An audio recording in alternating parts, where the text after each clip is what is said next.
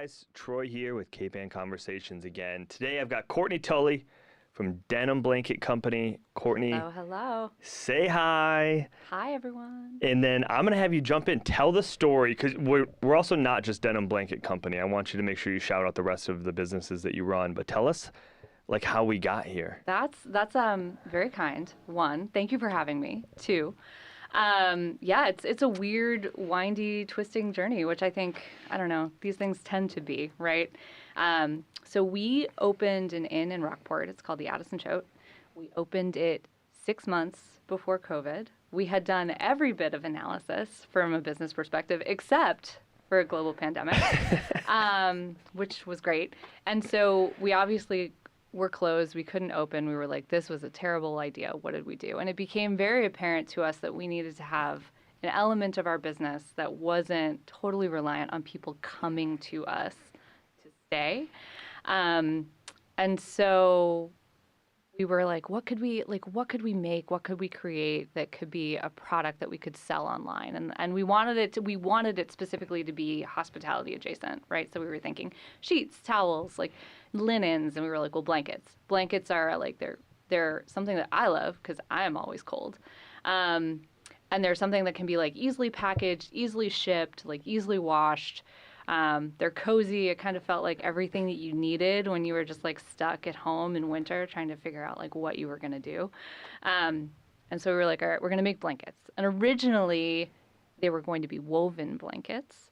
And then we started to reach out to manufacturers in the United States, and we were like, oh, like we actually can't make these here. And that was really what started like the ethos behind Denim Blanket Company, which was like, we want a product that we can make in America. We want to support manufacturing because it's clearly an issue. And so the lack of being able to manufacture the product that we were originally thinking of really led to like the development of a product that we could. And so we could source the fleece, we could source denim, and we were like, all right, they're going to be denim blankets, right? They're going to be denim lined with fleece. We can get the material here. We can get them made here.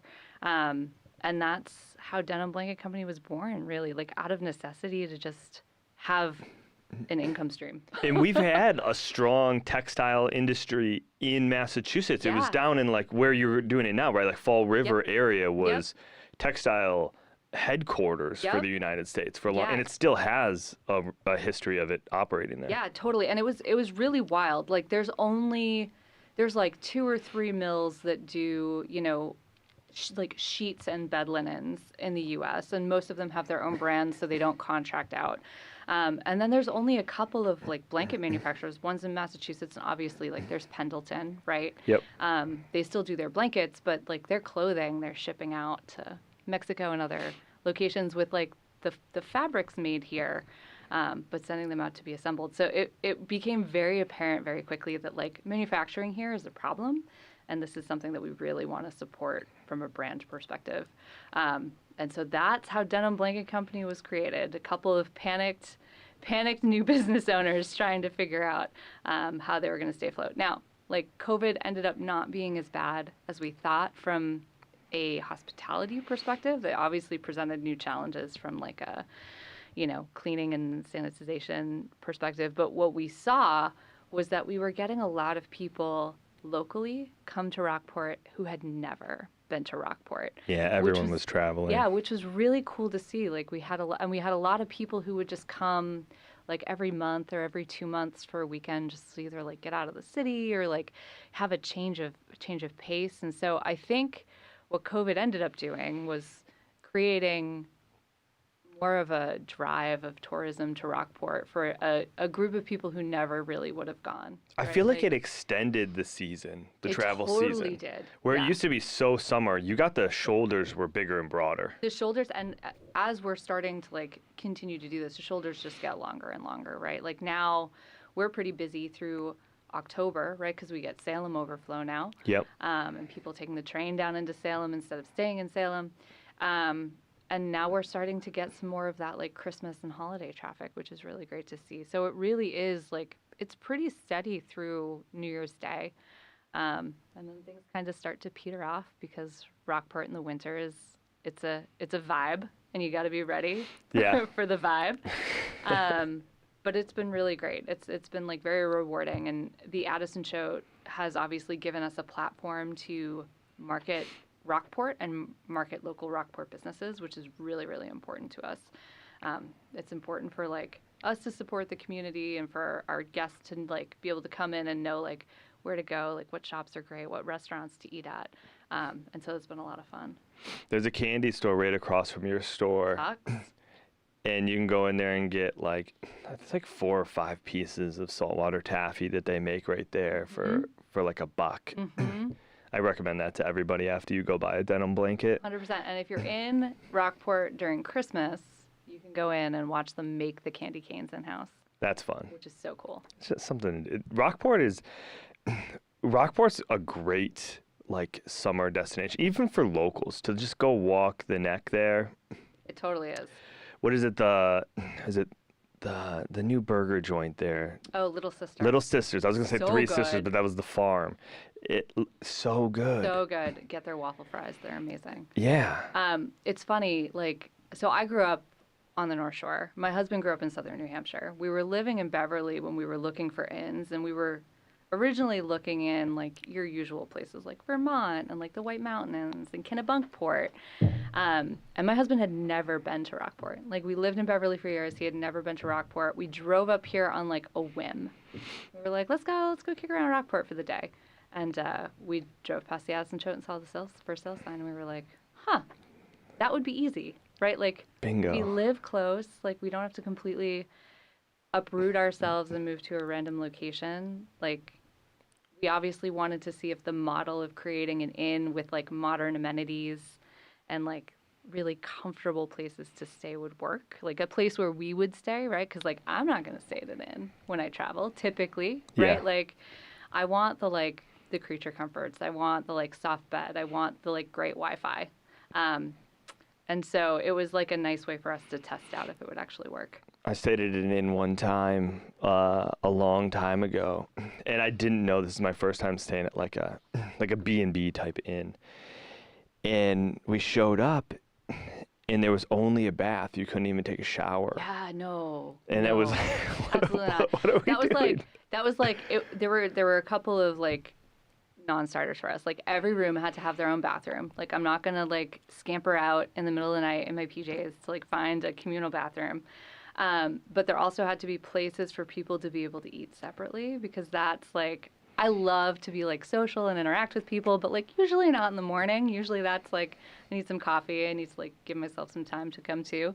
And I didn't want to be like forced into a social situation like right out of the gate. Yeah, you need the optionality. Like I want you to choose. Yeah. Like, if you want to eat with other people, interact, cool. If you don't want to do that, that is also okay. Yeah. Yeah.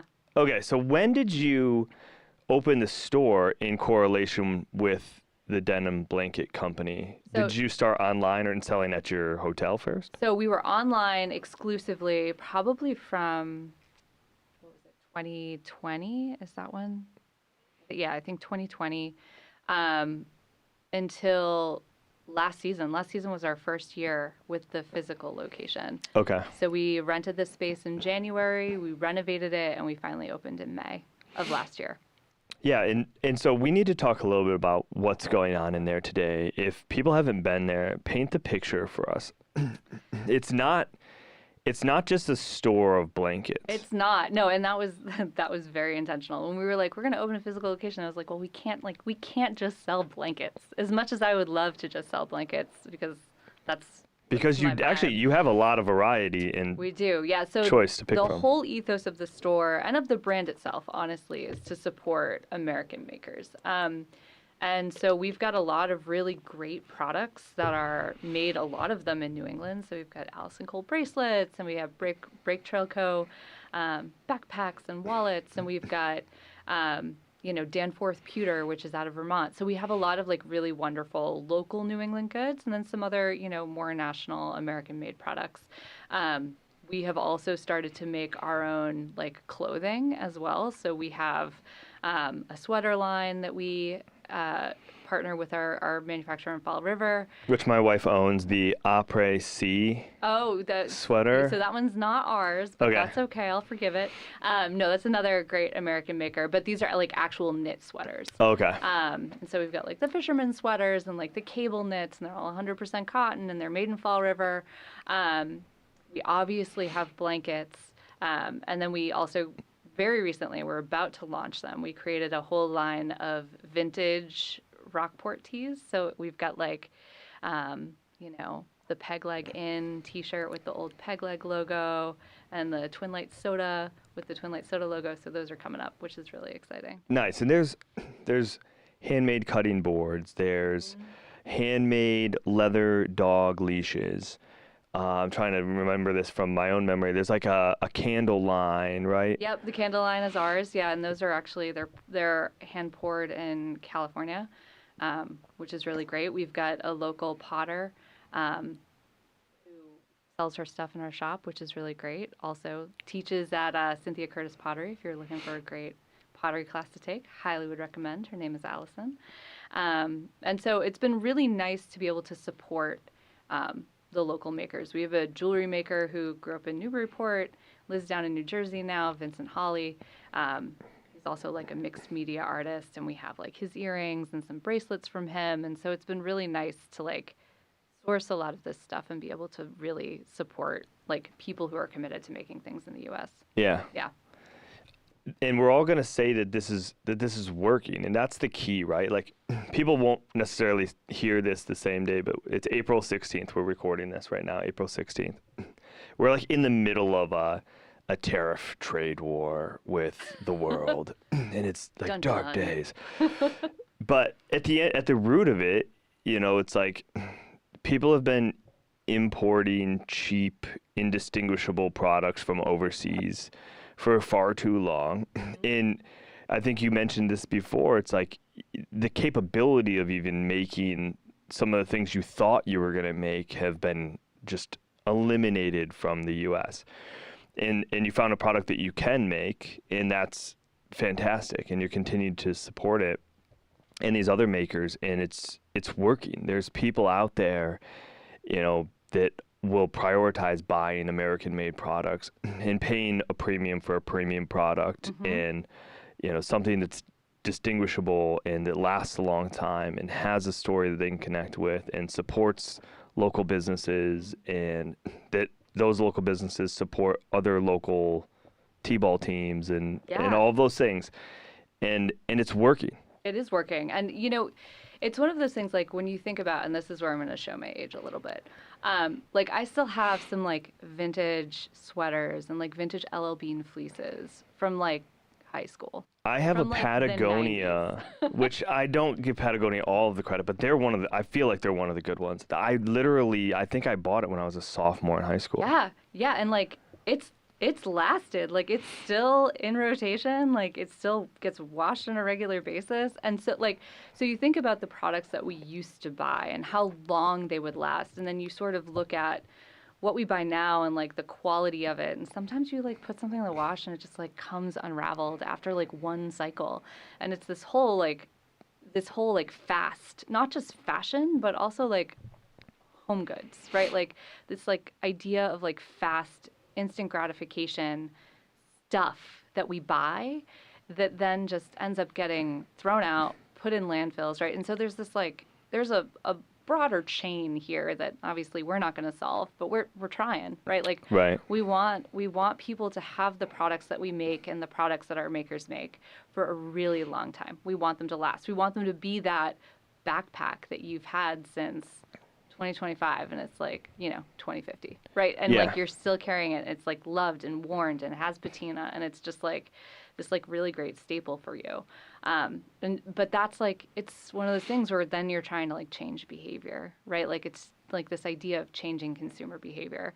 And there are some people who get it and love it and they're into it and they support it, and then there are some people who are just looking for the deal or something cheap, which we have things that aren't super expensive, but they're, smaller, more trinket type of things as opposed to, the bigger items, which we want you to view as an investment, and we want you to view as like we're supporting these like American companies making these products. Yeah, the touch that I really like in your store is that when you have this section that's sort of set apart from everywhere else for a specific maker, there's like a placard with like the picture of the maker on it, their story, sort of where they are. And so you get to connect with more than just these handmade cutting boards with the maker that makes those cutting boards, and get to see that person, because they're not everyone's in Rockport, like you said, they're in Vermont or wherever nearby too.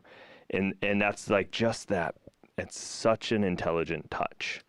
And it's the reason why people need to come in there. Yeah, for sure. Like it really is this idea of like humanizing the product, because like what we sell, like they're made by like local people in your community, and it's really important for us to be like grounding you in that, so that you understand like, oh, hey, these pillows from Salty Cottage, like this is the maker of those pillows, and she's down in Beverly and she does some really cool stuff, right? Like it's all about grounding you in who these people are, because they're all wonderful people to work with, and we just really want to support what we're doing. So you can do it in the store. You can also do it online. Like we're still doing some tweaks to our website, because we do have a lot of products now. We need to make it a little bit easier to find things, but you can still go on our website and select a maker and read all about their story and see the products from them that we sell, and we'll ship them to you.